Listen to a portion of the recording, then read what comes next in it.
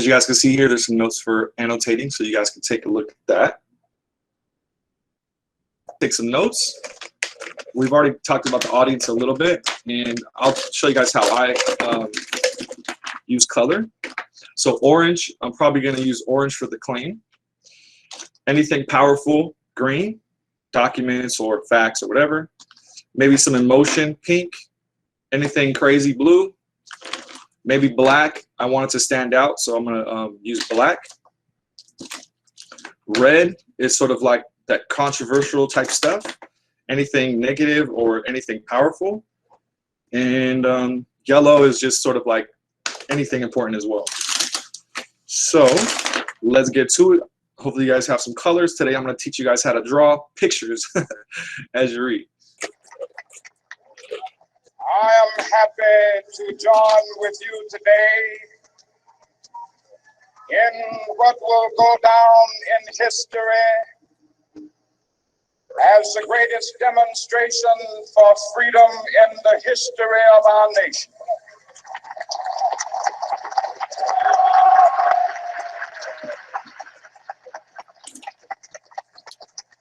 Fourscore years ago,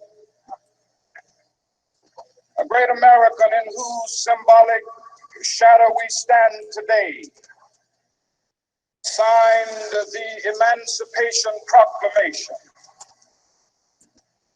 This momentous decree came as a great beacon light of hope to millions of Negro slaves who had been seared in the flames of withering injustice. It came as a joyous daybreak to end the long night of their captivity. But 100 years later, the Negro still is not free. 100 years later, the life of the Negro is still sadly crippled by the manacles of segregation and the chains of discrimination.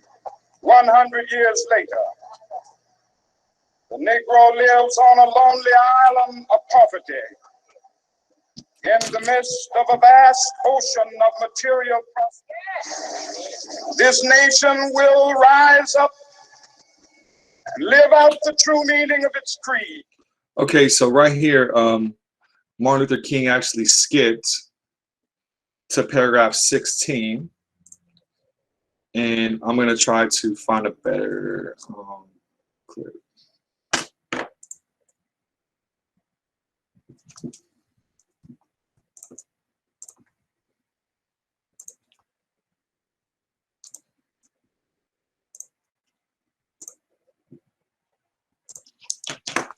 Okay, speech. Because I kind of want you guys to actually hear this portion of the speech. So let's see.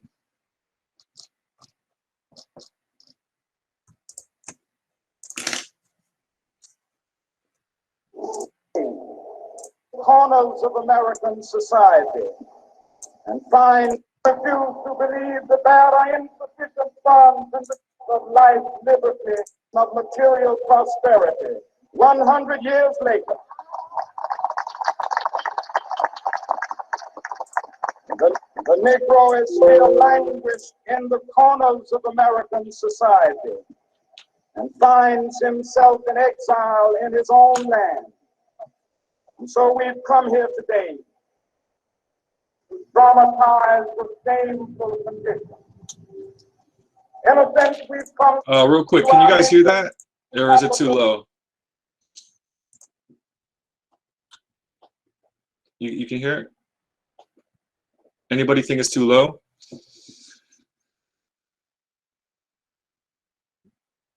Okay, let me try to find a different one. I thought it was too low as well. Let's see. I can't spell dream. Come on, Davidian, where is it at?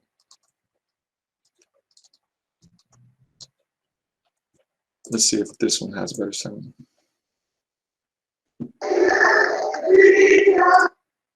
Self in exile in his own land. Public wrote the magnificent words of the Constitution and the Declaration of Independence. They were signing a promissory note to which every American was to fall heir. This note was a promise that all men, yes, black men as well as white men, would be guaranteed the unalienable rights of life, liberty, and the pursuit of happiness. It is obvious today that America has defaulted on this promissory note insofar as her citizens of color are concerned. Instead of honoring this sacred obligation, America has given the Negro people a bad check, a check which has come back marked insufficient funds.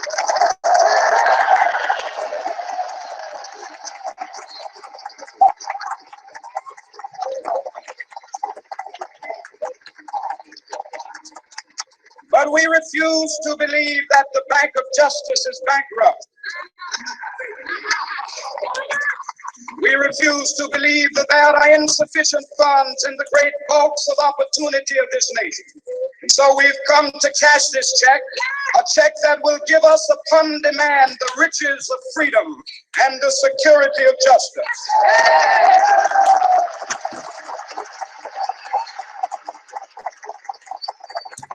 Okay, so right there, he mentions the word check and promissory note a lot. So if you look on the top of paragraph 4, he says, in a sense, we've come to cash a check.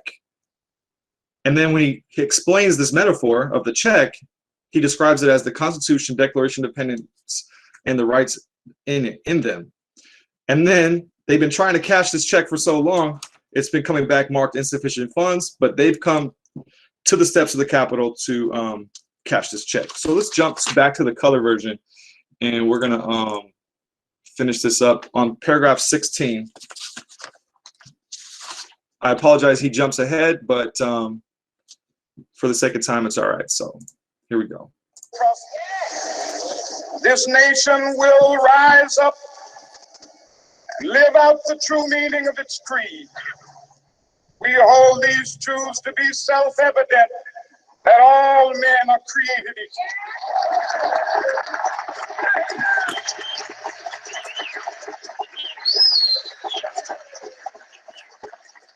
I have a dream that one day on the red hills of Georgia, the sons of former slaves and the sons of former slave owners will they be able to sit down together at the table of brotherhood. I have a dream that one day, even the state of Mississippi, a state sweltering with the heat of injustice, sweltering with the heat of oppression, will be transformed into an oasis of freedom and justice. I have a dream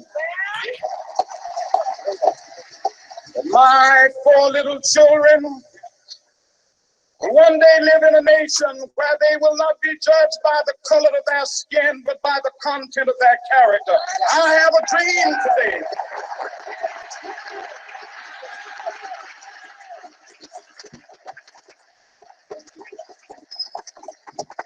I have a dream that one day down in Alabama, with its vicious racists, with its governor having his lips dripping with the words of interposition and nullification.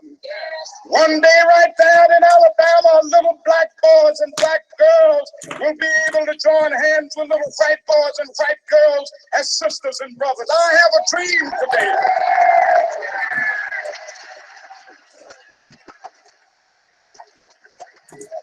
I have a dream that one day every valley shall be exalted. Every hill and mountain shall be made low, the rough places will be made plain, and the crooked places will be made straight. And the glory of the Lord shall be revealed, and all flesh shall see it together. This is our hope. This is a faith that I go back to the South with.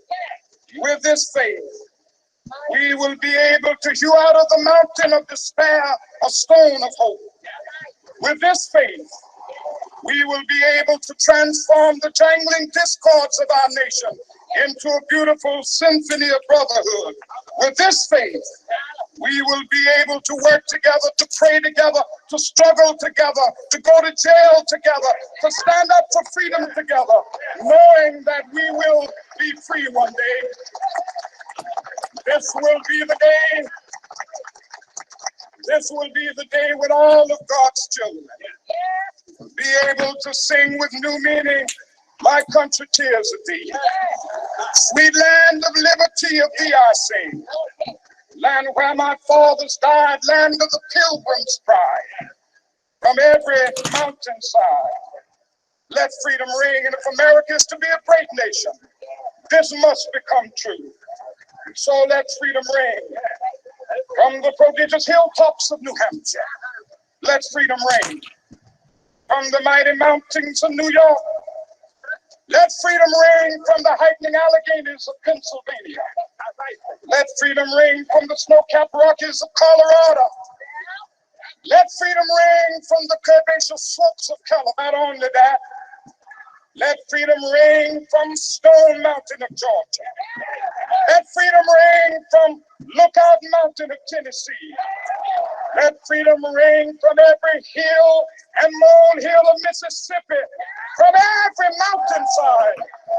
Let freedom ring. And when this happens, when we allow freedom ring, when we let it ring from every village and every hamlet, from every state and every city, we will be able to speed up that day when all of God's black men and white men, Jews and Gentiles, Protestants and Catholics, will be able to join hands and sing in the words of the old Negro spirit. Free at last, free at last. Thank God Almighty, we are free at last.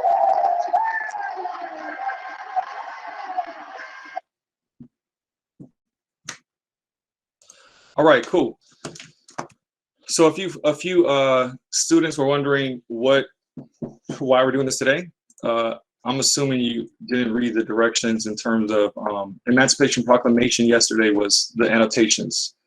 So if it said Thursday, if you're in period 135, I meet with you live for MLK.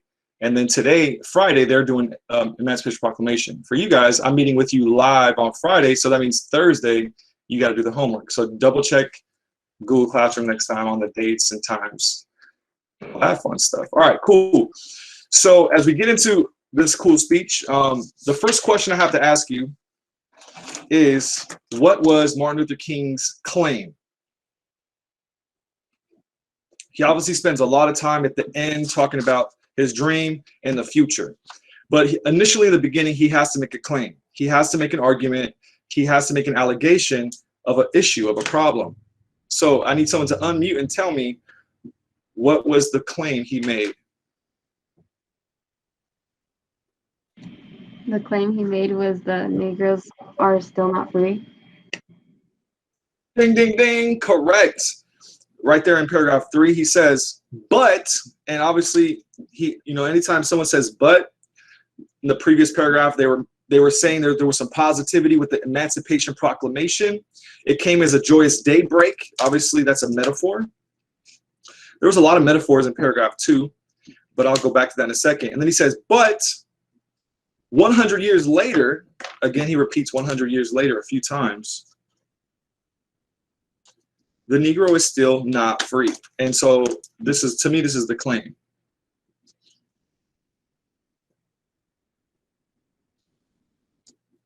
All right. And then he talks about there's chains of discrimination. So that's probably evidence, right? He says they live on an island of poverty, and they've come to talk about the shameful condition. Now, he's not done. He's actually going to continue with some other stuff. So I'm glad you found the claim. Let's go up to the beginning real quick and analyze. He begins with, I'm happy we're going to have the greatest day ever in the history of freedom. Everyone claps. And then right after that, he says 50 years ago. At that point, everyone stops clapping and they're like, what? Like, it's a shift in terms of his vocabulary. He chooses, I want you guys to write this down, old school. Well, don't write old school, right? Archaic. Archaic means old. Or formal. You could say formal language, formal diction. He changes his tone, and right in the beginning, he begins with an old, ancient, archaic tone, because he's using archaic words, old words. And so as a reader, you're like, okay, what is the implication of using such old vocabulary? Well, obviously, he's alluding to something very old. And sometimes when you're alluding to something old, ancient, and powerful, it's usually a law. It's usually something powerful in history. You're alluding to a higher authority. So by using older language, he's telling his readers he's about to refer to something ancient and something powerful. And he says, a great American in whose symbolic shadow we stand. Now, if you guys remember, oh, you know what? I just found out you guys weren't able to see the video. Oh, that's a bummer. Oh, well, I'll show you guys the video. So as they were there in Washington, D.C., the camera zooms out and you can actually see Abraham Lincoln there behind them. And so he refers to Abraham Lincoln in his speech. But notice he just says a great American. He doesn't even name the guy's name until, actually he doesn't name him at all, because he's assuming his audience understands who he's talking about. He says he signed the Emancipation Proclamation. So the reason why you guys actually annotated that last night, or sorry, not last night, during the class yesterday, during second period, was because it's a founding document that Martin Luther King refers to. And it gives people, all people, says all people should be free. No one should be enslaved. And anyone who is left in slavery, those states or individuals will be found in rebellion. And so this document sets everybody free, that everyone's equal. And that obviously, this was in the middle of the Civil War, if you guys remember. If he wrote this in 1863, the Civil War began in 1861. And then it ended in 1864 or 5. So, Emancipation Proclamation. Okay, so you guys understand that? I referred to that. Then notice all these metaphors here. A joyous daybreak, flames of withering injustice, long night, beacon of hope. So this document was supposed to be a beacon of hope because people were going through the flames of injustice. So I'm just going to draw some flames right here.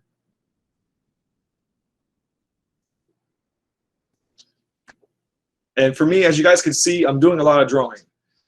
For me personally, obviously you can annotate with words, but when you zoom out, you can't read the words. But if I zoom out with my paper like this, I could see the pictures. I could see Abraham Lincoln right here. I could see a document. I could see the sun. And so sometimes using pictures is a very great way to have that memory. To, like we said, you're downloading the text. So if you're downloading the text, whatever works for you. If you want to use all text and that works for you, hey, then you better know what you're talking about. You better be able to quote it. You better be able to understand it. But however you can download it and understand it, awesome. Also, if he's using imagery, like he says, the crippled by the manacles of segregation and the chains of discrimination. The chains of discrimination, is that a real thing? Are there real chains out there? Like physical chains, metal chains, called discrimination? Yes or no? The answer is no. So this is another metaphor. So these are powerful metaphors that he's using. So then for you as a reader, you're asking the question, what is the impact? He's comparing, let's go back up, injustice to flames. And that's what metaphors do. They compare one thing with another. So if he's using a metaphor,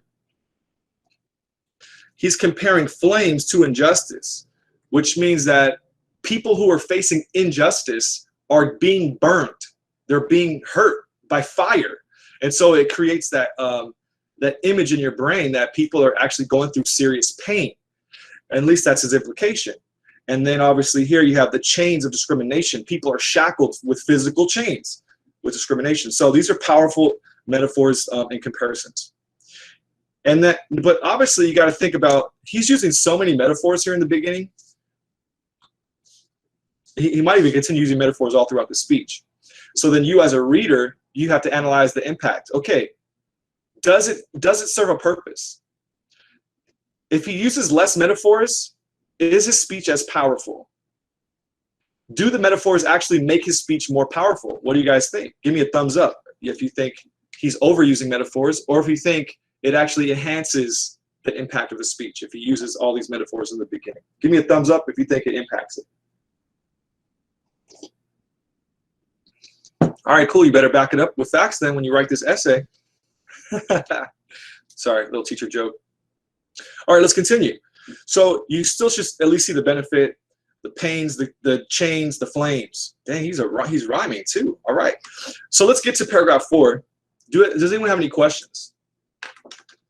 And while you guys ask me a question, I'm going to ask somebody to read, or I'm going to ask somebody to tell me what type of figurative language is number 4, where it says, we've come to cash a check. What type of figurative language is that from your notes? Anyone want to guess? They've come to cash a check for their rights, but it was marked insufficient funds. Was that a literal check?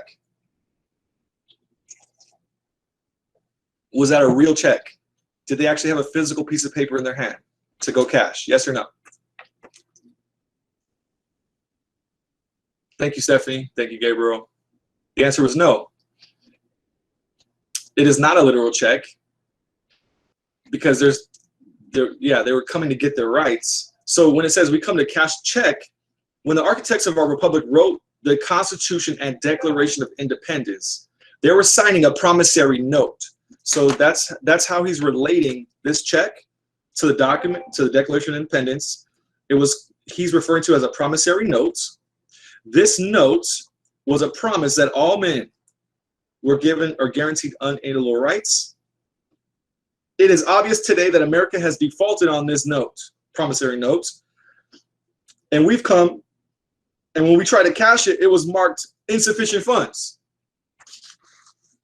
Now, you guys don't have bank accounts yet, but if you try to use your card, your ATM card, your credit card, and the cashier says, sorry, you don't have any money in your account, that's kind of what he's referring to. Or if you have a check, an actual physical check back in the day, do I have a check? Yeah, I do. I don't get it. But if you try to cash it at the supermarket, they would actually call the bank. And then when they call the bank, they would say, oh, sorry, your check doesn't have the finances for it. So that's what he's referring to, marked insufficient funds. So he said he continues with this. Now the real question is what type of figurative language is this? If it's a check, it's not a physical check, it's a figurative check about the rights of the Constitution. This is a metaphor, but it's a different type of metaphor. Once you guys turn your page sideways, notice that the metaphor continues all the way down here when they go to the bank and it's marked insufficient funds, and then he keeps talking about they've come to cash this check at the bank of injustice. So not only is this a metaphor, it's an extended metaphor.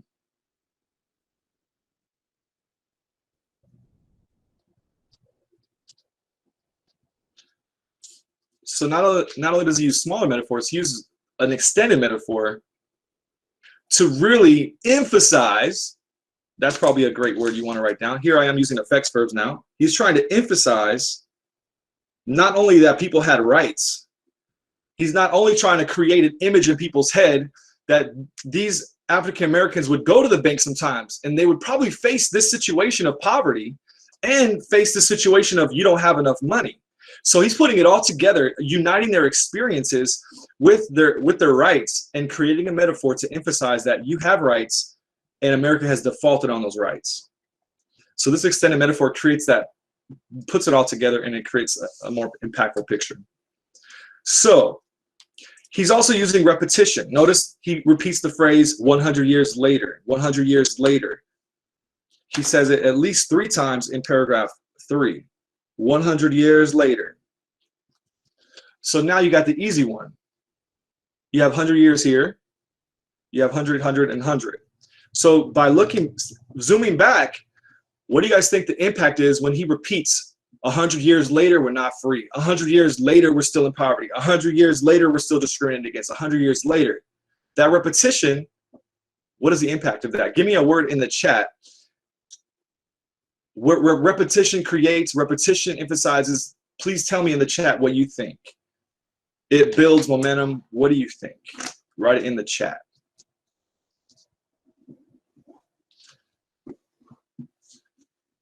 So we got 11 minutes left, and we're only in paragraph number 5. Make sure you write in the chat. Make sure you write in the chat. Thank you for the one person who did. You're so awesome.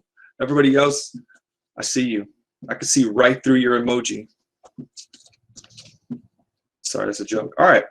Extended metaphors. So repetition. Notice as an arguer, if you're trying to repeat a point, 100 years later, the Negro is still not free. He repeats it over and over and over again. So he's not making it ambiguous. When he's telling you his claim is that people are not free, he repeats it over and over because he's not shying away from the claim. He's solidifying his claim. He's repeating his claim. He's not shying away from it, and he's letting people know it's been 100 years. Let's get with it. It's how horrible is that it's taken more than 100 years for people to actually have no discrimination, and what's going on here? So he's slapping the American government, or at least the governors who are still perpetuating discrimination, because again, not every governor and not every state perpetuated it. In many states, everyone was equal, free, and lived in harmony. It was just a few states that 100 years later, people are still being persecuted. So 100 years later is a slap in the face to those people. All right. Notice he quotes, number 1, he refers to the Emancipation Proclamation. Number 2, he refers to the Constitution and the Declaration of Independence. So when people ask me, oh, why are we studying the Declaration of Independence? It's because it's relevant every single day of your life. And then for us, what we did is we actually said, well, when he says we're endowed by our Creator, we just went further. What are they referring to? Oh, that we're all brothers and sisters. Brothers and sisters. I can't spell sisters. When it mentions in the Bible that we all have a common ancestor. And so whether you believe the Bible or not is beside the fact, but the point is he's referring to a Creator. He's referring to us being brothers and sisters. And at least by that logic, we should all be equal. And I'm just going to write that in red. Now, yeah, I'm going to write it in green. Equal. And if you believe in anything else, at least we have to come to the knowledge that we're all brothers and sisters on this planet. And so his emphasis is that if you guys get into the rest of the speech, that we're all brothers and sisters, that little black boys and black girls will join hands with little white girls and white boys and white girls as sisters and brothers. And so it's like, by that logic, we should not be discriminated against. So jumping ahead back, he refers to the Declaration of Independence again in paragraph 16. He says, I have a dream. One day this nation will rise up and live out the true meaning of its creed. We hold these truths to be self-evident, that all men are created equal. And so if anyone forgets the Declaration of Independence that he referred to back in paragraph 5, or 4, I'm sorry, he repeats it again in paragraph 16. Again, he's re-emphasizing that we have rights. Legal rights, civil rights. If you guys want to write that down, this is legal. Civil rights. Now, we have to talk for a moment as we conclude here, the next 8 minutes. We have the claim here in paragraph number 3. And then he gives a metaphor to emphasize that, you know, the background. So I guess you would say this is all the background here, right? That they've been trying to cash this check for 100 years. So I'm assuming in paragraph 6, all the way through, he's going to start backing it up with facts. So if you guys go over here to like paragraph 12, see how where it says for whites only? That's an actual fact. So now he's supporting his claim with physical evidence that people are still being discriminated against. And this is what you can expect all the way through, in the middle at least.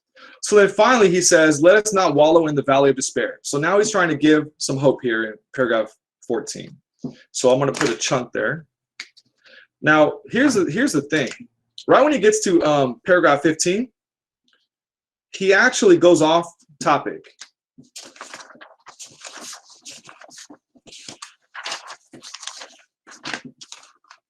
He actually goes off topic right here in paragraph 15. Because right now during the speech,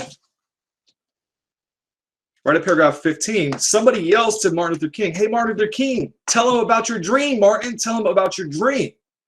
So he gets off of his written script and he starts saying, so even though we face the difficulties of today and tomorrow, I still have a dream. It is a dream rooted deep in the American dream.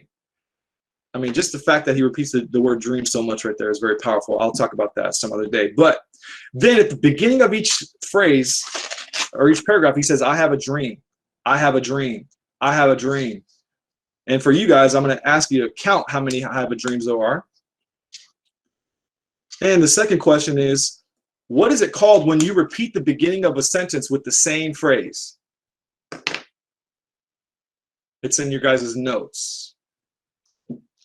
If you're looking at your figurative language, or I'm sorry, your literal devices, this is probably like number 1, 2, or 3. When you're looking at literal devices, this is number 3. What is it called, people? What is it called? Someone tell me. Anaphora. Ding, ding, ding. Found everyone. Thank you so much. It is called anaphora or anaphora. And so I'm gonna use green here. Anaphora. How many times does he repeat the phrase? Did anybody count it?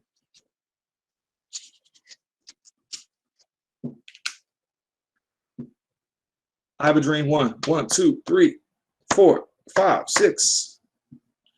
And then he says it on the 7th time on paragraph 21. At least 7. All right. So the next question for you guys is, again, he's using repetition. What is the impact of using this anaphora, repetition of the phrase, I have a dream? So that's a side note.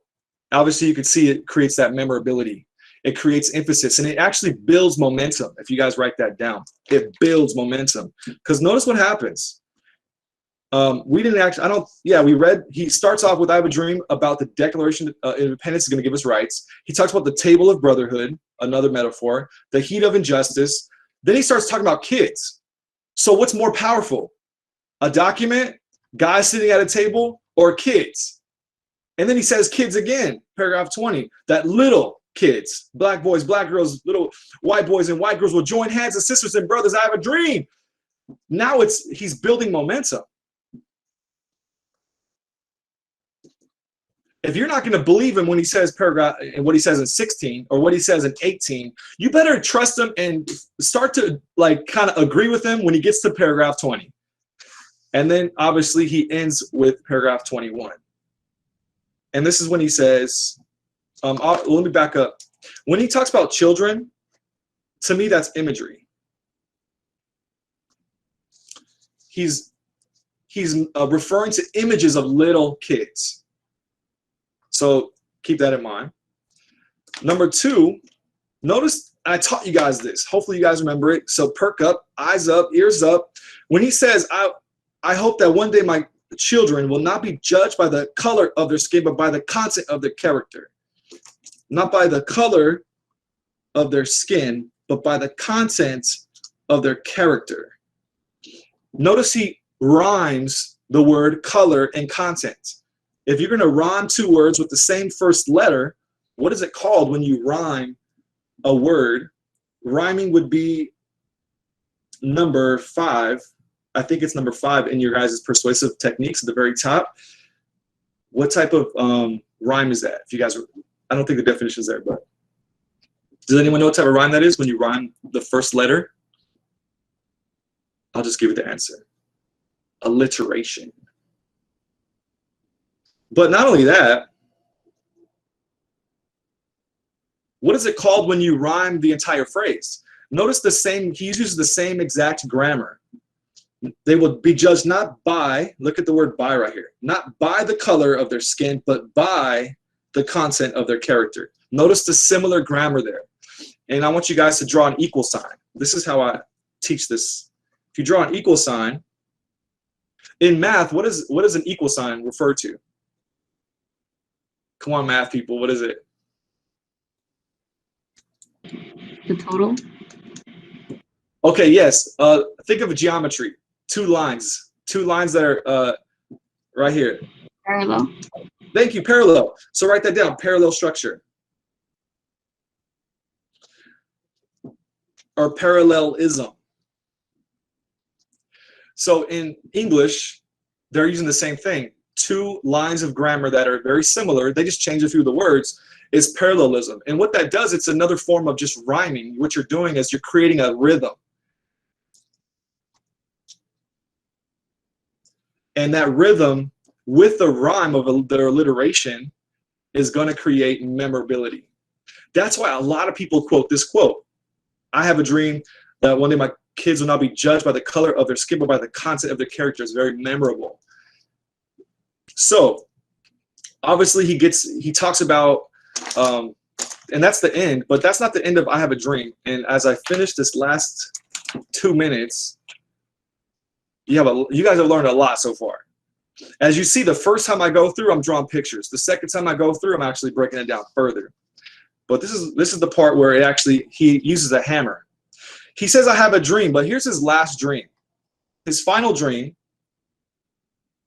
is right here where he quotes, every valley that's exalted every valley shall be exalted, every hill shall be brought low, mountain brought low, crooked places will be made straight. He's actually quoting the Bible right here, and I'll put the verse on the screen. He's actually quoting like an end of the world type of passage. He says there's one day coming in the future where God, and I'm just going to use a big black